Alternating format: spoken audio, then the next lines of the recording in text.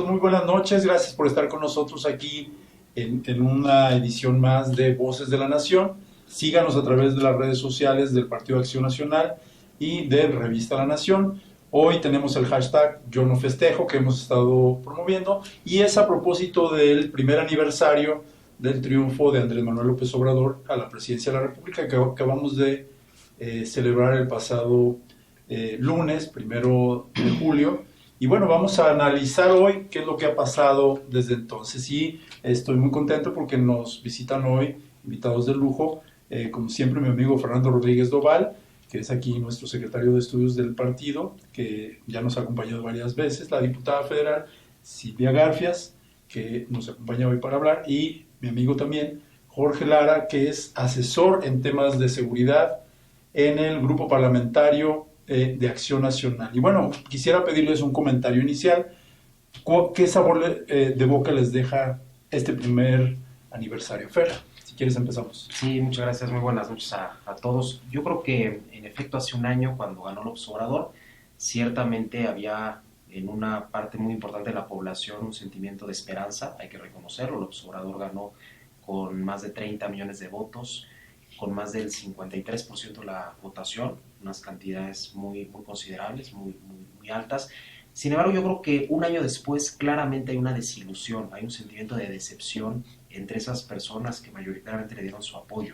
¿Por qué? Porque pues hemos visto en este año a un presidente que ha buscado confrontar, polarizar a la sociedad, dividirla, no se ha asumido como un jefe de Estado, ha tomado decisiones pues muy polémicas y que además no están dando resultados. Por ejemplo, todos los recortes, su falso plan de austeridad en el servicio público que ha llevado al desempleo a miles de personas, la mala manera como se atendió la relación y el conflicto con Estados Unidos, no ha dado ningún resultado positivo en temas tan sensibles para los ciudadanos como es el de la seguridad, la lucha contra la corrupción, la economía cada vez está peor.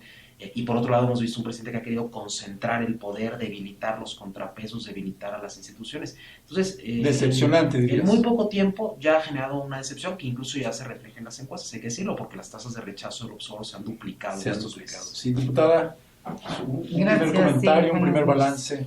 Pues a mí me deja preocupada, y eso es lo que escucho en sectores, lo mismo ricos, pobres, en todos los sectores de la sociedad. Preocupada porque este populismo ha ocasionado esta polarización de la que hablaba Fer, pero con la intención clara de debilitar los poderes en todos los niveles, de concentrar el poder en una sola persona, y cuando es así no se toman las mejores decisiones. Y esta polarización, pues me puedo anticipar a que pudiera haber ya conflictos sociales pronto, y eso lo decíamos anoche, saber, ¿no? Y lo vimos hoy. O sea, el asunto de la Policía Federal y la Guardia Nacional es la consecuencia de esta polarización que ha llevado primero fifís contra chavos. Buenos, malos. Buenos, malos. ¿Están conmigo o están en mi contra? Y si bien es cierto, hubo 30 millones de mexicanos y mexicanas que votaron por esa opción, por decepción, porque también hay que asumir las consecuencias, sí, que se hicieron cosas malas, de las decisiones que no se tomaron de manera adecuada. También tuvimos 60 millones de mexicanos y mexicanas que no votamos por esa opción, y que somos más que los que sí votaron, y que entonces el gobernante en turno debiera ser gobernante para todos. Un año preocupante. No solamente para ellos. Sí. Jorge. Pues ha sido un año de ocurrencias. Es un viejo conocido de algunos de nosotros que lo tuvimos como jefe de gobierno, habían sido nosotros diputados locales. Sí. Y la tónica es la misma, es ocurrencias, no hay un plan estratégico, no hay una sensatez, no hay una pertinencia en términos de política pública, pero son ocurrencias muy costosas. Lo vimos, por ejemplo, en esta oferta de amnistía que se lanza públicamente, ¿no? Esta amnistía para mí en el tema, por ejemplo, de la seguridad ha sido de consecuencias nefastas porque le dio al crimen organizado un mensaje que hoy insiste de impunidad. Y todos sabemos que la impunidad es el mejor alimento de la violencia, de los homicidios y de la delincuencia. Entonces, estas ocurrencias, otra ocurrencia muy costosa, vengan todos los migrantes de Centroamérica, aquí va a haber trabajo y aquí va a haber visas. Y a la vuelta de los meses, un golpe durísimo en temas arancelarios que ahora nos está generando un costo social, como bien dice la diputada, va a generar fricciones sociales que de otra manera no se hubiesen tenido. Hay que tener seriedad y pertinencia. El gobierno es una cosa seria y López Obrador, como lo hizo en la jefatura de gobierno y ahora lo está haciendo, no está tomando las cosas en serio. Ineficacia, improvisación. Improvisación y ocurrencias. Y ocurrencias. Digo, la idea es que ustedes comenten, pero para mí la palabra es reprobado. Ese sería mi comentario, porque yo no entiendo cómo llegar con un liderazgo, con un apoyo social tan importante como lo decía Fer, con esa esperanza de la sociedad y no llevar al país a cosas mejores, sino llevarlo hacia un retroceso. Para mí es reprobado. Pero bueno, hablemos sobre el tema de seguridad y me gustaría que empecemos con Jorge. ¿Cuál dirías tú que son los 2 o 3 principales problemas que estamos viviendo? Digamos, ya sabemos que es el peor arranque de un sexenio desde que se llevan estadísticas. Es correcto. Bueno, sí, definitivamente en este arranque, en estos meses, tenemos una cifra desafortunada de 20,000 homicidios dolosos, que es un récord desafortunado, triste, trágico, pero muertos de López tiene Obrador. Explicaciones causales, ¿no? Desde luego hay circunstancias de orden estructural, pero no olvidemos que él tiene una trayectoria de campaña. En su campaña dijo, vamos a mandar al ejército a los cuarteles, digamos, en las calles, soslayando la problemática compleja que implica el tema de seguridad. Y en la transición, no hay que olvidar que hubo 5 meses de transición en donde fueron enumeradas una gran cantidad de ocurrencias, de ideas al vuelo, sin ningún tipo de seriedad ni de orientación estratégica. ¿Qué ha dado? ¿Cuál ha sido el resultado? Bueno, lo señalamos hace un momento. Esta oferta de amnistía, que si la escucha un criminal, que si la escucha un jefe del crimen organizado, es una invitación a seguir delinquiendo. Es una invitación a decir, aquí no va a pasar nada, porque no, esa oferta de amnistía la está haciendo nada más y que nada menos que el jefe de Estado. Y ha insistido en ella, y está casado con la idea. Número 1. Número 2, no ha habido una consecuencia, no ha habido una seriedad, un planteamiento estratégico de qué hacer con la violencia. No hay estrategia, ¿no? No la hay. Hay una serie de ideas encontradas, incluso contradictorias, en lo que ellos llaman Plan Nacional de Desarrollo, que ya vimos que no tiene nada ni de plan, ni de desarrollo, ni para el desarrollo. Y está más bien siendo reactivo. En estos días ha salido, por ejemplo, se publicó el Informe Mundial de Drogas de la ONU, que pone el énfasis en un nuevo fenómeno emergente de trasiego de drogas que este gobierno soslaya, quiere mandar al tercer piso, quiere guardar en el cajón de los olvidos, y no, es un problema que hay que afrontar con seriedad, con una estrategia, desde luego, y que viene un problema muy fuerte en el tema de opiáceos, que es el fentanilo, que va a ser por mucho más grave que el tráfico de cocaína. Diputada, hoy el presidente en hora laboral echándose una cascarita de béisbol y los policías federales en protesta. Sí, bueno, estamos concentrados ahorita en el tema de seguridad, pero hace unas horas que estábamos en la discusión de la comisión permanente, en la comisión permanente se analizaba también el tema, por ejemplo, del sargazo, y si ves el tema del nuevo aeropuerto y el tema de Dos Bocas, o sea, ha tomado como si estuviera jugando una cascarita, lo que significa ser jefe del Estado mexicano. Y eso, por eso refería yo que es preocupante. Y para mí tiene 2 claras intenciones. Es un fin meramente electoral, todo lo que hace. Es decir, se sigue asumiendo como candidato, pensando en una primera parada 2021 y también, hay que decirlo, 2024. Y es el sexenio por demás corrupto, porque aunque están con ese discurso de desaparecer la corrupción que existió en el pasado, porque ahora resulta que todo lo que existió en el pasado es corrupto, cuando se vieron beneficiados de eso, precisamente de una fortaleza del Instituto Nacional Electoral que le da el triunfo, de tribunales que les dan el triunfo, ahora son las primeras instituciones que quieren desaparecer. Y entonces no es solamente el tema de seguridad, a eso quiero llegar, que es seguridad, y es salud, y es educación, y es inversión, y es economía. Es el fin electoral de esta administración, por eso reorienta el gasto solamente a sus 30 millones de compra de conciencias para mantenerlas así, y corrupción. Y esto me lleva a un segundo tema mucho más grave, y pensando en el futuro de México, que es la venezolización del Estado mexicano. todo lo que ha hecho López Obrador en estos primeros 6 meses, es más, en este primer año desde que ganó, es lo mismo que hizo Chávez cuando llegó al gobierno. ¿Cómo nos criticaron, verdad, Fer, al principio cuando nosotros comparamos con Venezuela? Sí, no, bueno, a mí me decían, de verdad, con todo respeto, pero estás loca y no. Están exagerando. Ese discurso de yo no me pertenezco, le pertenezco al pueblo de México, es exactamente el mismo que dijo Chávez. Yo no me pertenezco, le pertenezco al pueblo de Venezuela. Y la Guardia Nacional, que hoy por hoy en Venezuela sirve para lo que está creada en México, el control de las elecciones, no hay otra.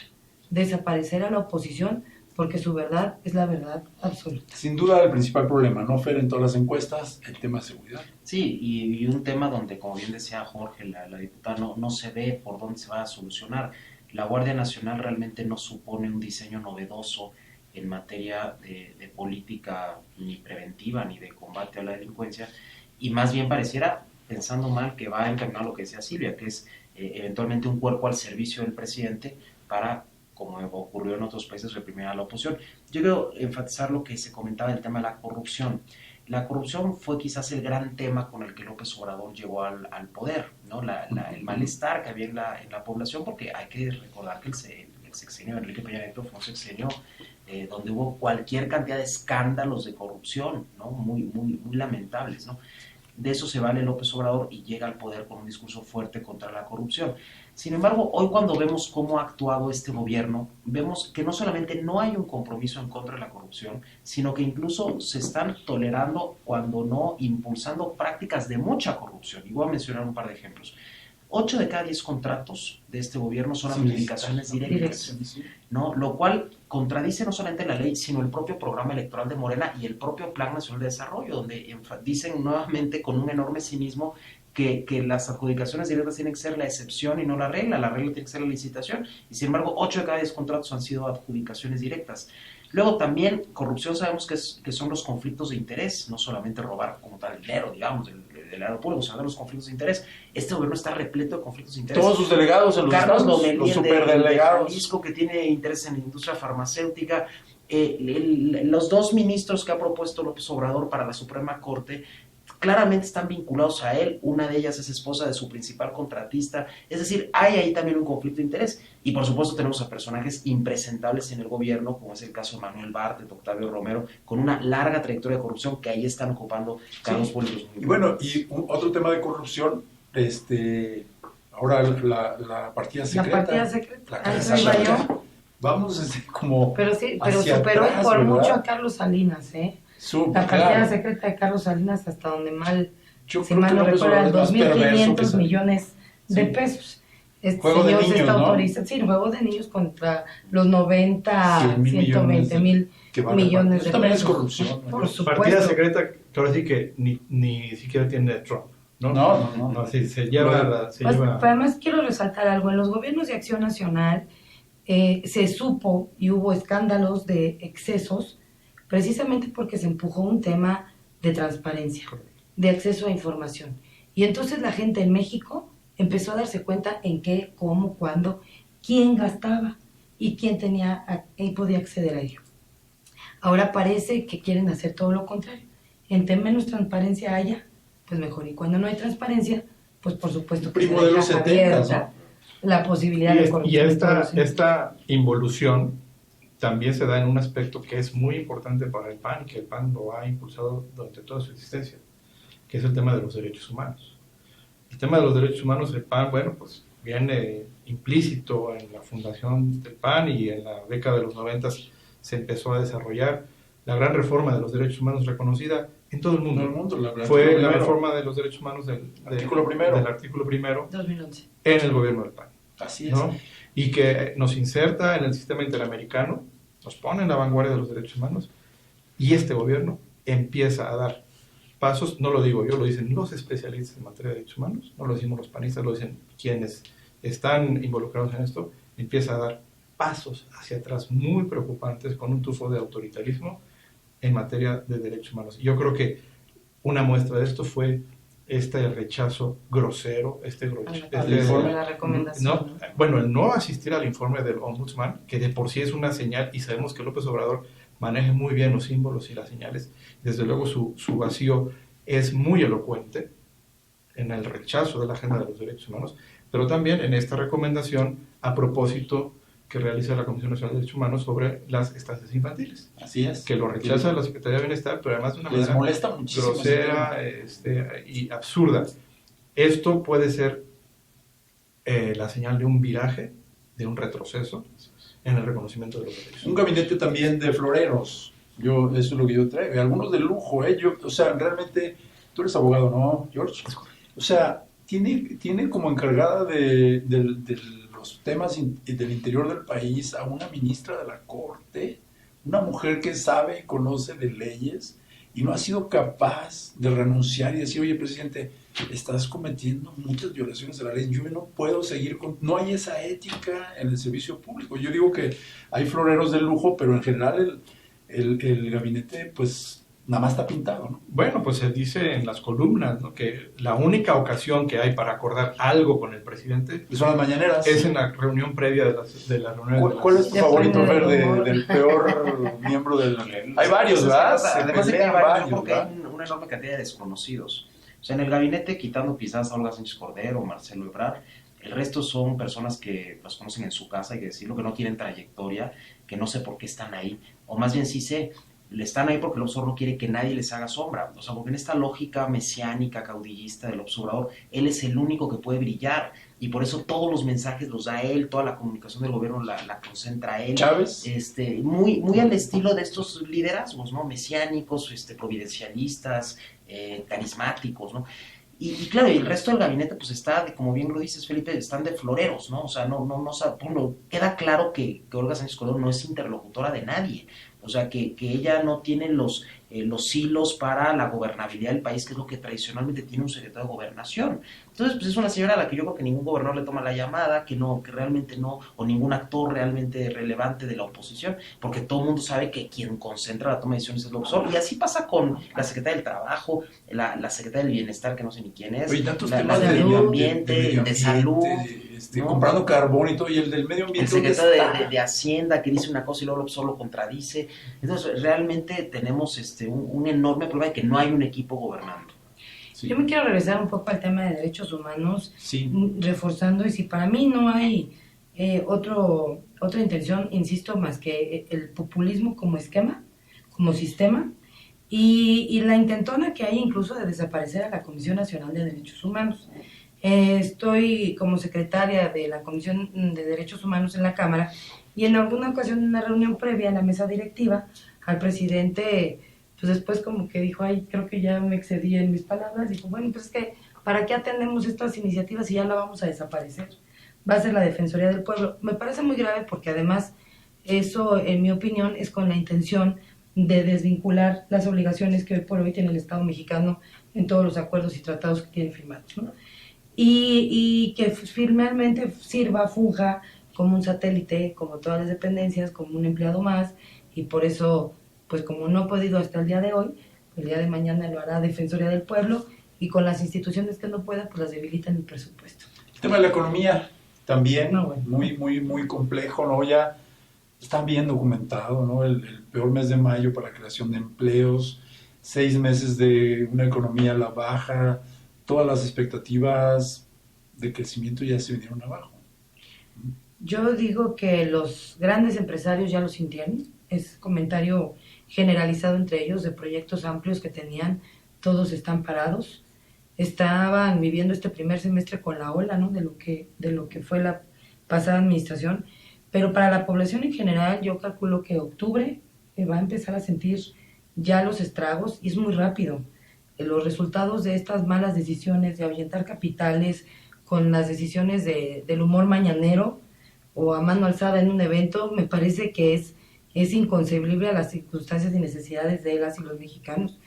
Y en octubre vamos a empezar a ver que falta el dinero en la bolsa, y entonces vamos a decir, ¿por qué? Y mucha gente en esta polarización dice, no, que afecta a los empresarios, sí, pero si no afecta, o sea, si afecta a los empresarios no hay empleo, no hay empleo, y si no hay empleo, cuando te despidan de tu trabajo, entonces vas a decir, ¿y ahora qué hago? Y si no hay empleo, pues entonces se agrava la inseguridad. No, claro, la violencia. Entonces, y eso va a generar violencia. Me parece que es gravísimo lo que está pasando, y hay que alzar la voz, no hay de otra, que la gente se dé cuenta. Afortunadamente ya más de los que pensaban hace un año que era la mejor opción, pero todavía hay mucha tarea por hacer. Sí. Y que sepa que somos más los que tenemos que exigir que haya un mejor futuro para el Un mejor país. Sobre economía, yo creo que la principal responsabilidad de cualquier gobierno es la certidumbre, es dotar incertidumbre, más allá de esquemas que sí neoliberales o no neoliberales, conservadores, etcétera. Sí. Lo que requiere el acuerdo entre el capital, los trabajadores, la innovación, que nunca, ¿cuándo hemos escuchado un discurso de López Obrador a propósito de la innovación, a propósito de las nuevas tecnologías, a propósito de la inserción en las economías? Pues canceló todas las becas de investigación. Pero el tema de la certidumbre, no hay certidumbre. A cada día genera un atentado en contra de la certidumbre, tanto de los inversionistas nacionales como de los extranjeros. Y ciertamente, porque lo dijo en su discurso, creo que el país tiene una fortaleza intrínseca, que ojo, es una fortaleza que ha costado muchos años de trabajo, que ha costado muchos años de disciplina fiscal, de ir consolidando estas instituciones que él critica, ¿no?, del neoliberalismo, son las que tienen hoy al país con estos indicadores fundamentales más o menos sólidos, pero como bien dice la diputada, no son eternos, ni es gratuito. Ni es tarea del gobierno, es Banco de México. Mantener la inflación controlada. Está sosteniendo al país, pero ¿por cuánto tiempo? Exacto, sí, y además también hay un contexto internacional que por lo menos, por ejemplo, en el tema del tipo de cambio, ha sido favorable, pero no se pueden jugar en el mediano y largo plazo a la suerte del tipo de cambio. ¿Cómo nos verán de afuera, Fer, cuando, como decía el clásico, en política hay un error, lo demás son consecuencias? Cuando cancela, yo creo que ahí viene el problema grave de la economía. ¿Cómo nos verán los mercados? ¿Cómo verán Europa? ¿Cómo verá México? Como bien lo dice Jorge, ¿no? O sea, la principal función económica de un Estado es generar certidumbre y hacer que se cumplan las reglas, las leyes y los contratos, ¿no? Punto. Y después, bueno, pues ya el capital de manera un poco natural va viendo dónde le conviene invertir y se va acomodando el mercado, se va generando empleos, ¿no?, y se va generando desarrollo. Aquí realmente la cancelación del nuevo aeropuerto en octubre, cuando todavía ni siquiera era presidente de la República, pues mandó la pésima señal de que este gobierno no tiene un compromiso con el Estado de Derecho, no tiene un compromiso con los contratos firmados, y por lo tanto, pues en esas condiciones, ¿quién se va a animar a invertir, no? Cuando uno invierte, pues uno arriesga su capital, ¿no? Entonces, pues obviamente si arriesgas tu capital y resulta que el gobierno, que es el que tiene que crear esas condiciones para que ese capital eventualmente pueda florecer, si el gobierno no está cumpliendo la ley, pues los capitales se van a ir a otros países donde sí se genera estabilidad. Permíteme que intervenga aquí.